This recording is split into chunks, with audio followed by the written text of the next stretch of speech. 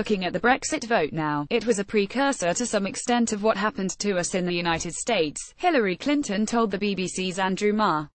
When President Barack Obama came over just before the referendum to plead with our better natures and warn of an outcome which he elegantly understated the catastrophe of, it felt a little shaming, like a grown-up arriving in the middle of a food fight. Clinton, partly because she isn't president, mainly because those Brexit and Trump ships have sailed, appears less like an authority and more like a coroner at an inquest.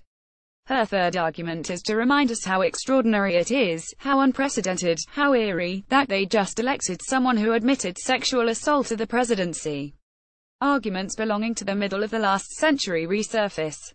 A woman fit for public office leaving the EU, voting for an aggressive and unstable reality TV star, holding women in contempt. There is no obvious logical connection here, no strand of ideas that takes you from the Singapore free trade fantasies of hard Brexiters, to the protectionism of Donald Trump, to the new misogynist mood music that enables our foreign secretary to dismiss the disquiet about a sexual predator in the White House as a windjammer. Yet we know instinctively that these positions are connected, that the chauvinism which turns women into objects exists in the same mental frame as fixing on the immigrant as the enemy, or the Muslim as the source of all violence. Clinton's linking mechanism between our politics and hers was pragmatic. Both the EU referendum and the US election were poisoned by fake news. A big lie can get you a long way in politics, especially if all the usual defenses against it, a competent and passionate opposition, a sober and neutral media, have miraculously evaporated. Certainly, the legitimacy of a result won by falsehood is questionable, and yes, the internet, in its impact on democracy, is not looking like an untrammeled boon. Yet there have been communities creating fake news since the dawn of time. At any point in history when hatred has been generated to persuasive effect, you would have found somebody, somewhere, cobbling together some nonsense about the death of a child or satanic rituals or improper use of emails. Far more novel than fake news is the expectation that published matter should be true, which is less than 2 centuries old. The important shift over the recent past is not the explosion of misinformation but the willingness of politicians to spread it. The rules around respectability used to be pretty clear on this. You could use facts selectively to make your case, conveniently ignore those that didn't suit it, possibly amplify, maybe bluster a bit. But you did not, in public office, say a thing you knew to be untrue. To do so would mean relegating yourself from the ranks of the serious, into the more, Mike Fabricant realm, where you yell bollocks in Parliament and dream of punching journalists in the throat, and nobody minds because there's only one of you and you have funny hair. The £350 million NHS claim, now, is only the flagship lie. It has become quite routine for facts to be misused or waved away, for experts to be dismissed and inconvenient truths rejected as sabotage or treason, by quite senior figures in public life.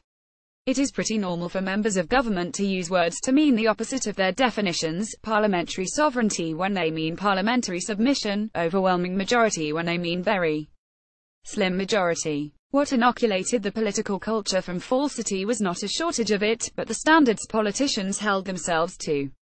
It wasn't perfect. Dishonesty happened in the wings, but not on the stage. What drives this new impunity is not scorn for the truth but a contempt for pluralism. In a debate proceeding along pluralistic lines, compromise is expected, different perspectives are welcomed, sustained argument is understood as a creative process leading to greater wisdom, and the foundation for it all is a shared set of facts.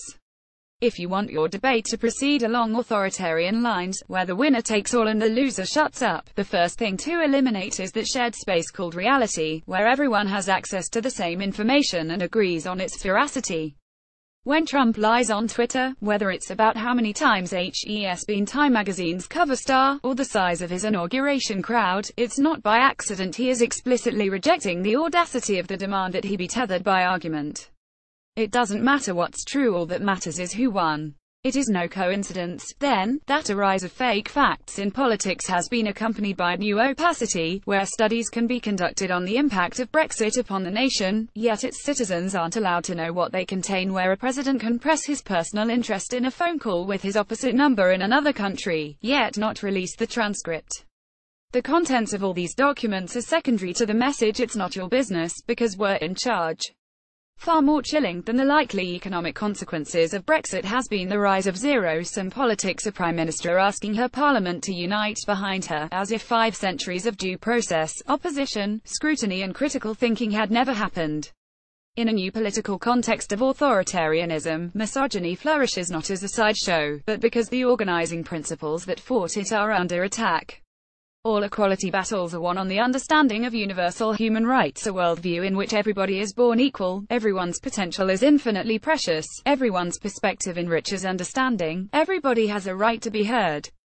Once all that is rejected, in favor of a worldview in which a single, dominant perspective must obliterate all others, a common understanding of equality and respect that seemed so solid suddenly appears precarious. Arguments belonging to the middle of the last century resurface. Are women fit for public office? Are women responsible for male violence? Do women deserve reproductive autonomy? Or will they just mess it up? Of course, these arguments never truly went away. But strongman politics is back, and it sees sex and trade and debate all as wars, in which there is no possibility of mutual benefit. There is only the victor and the vanquished.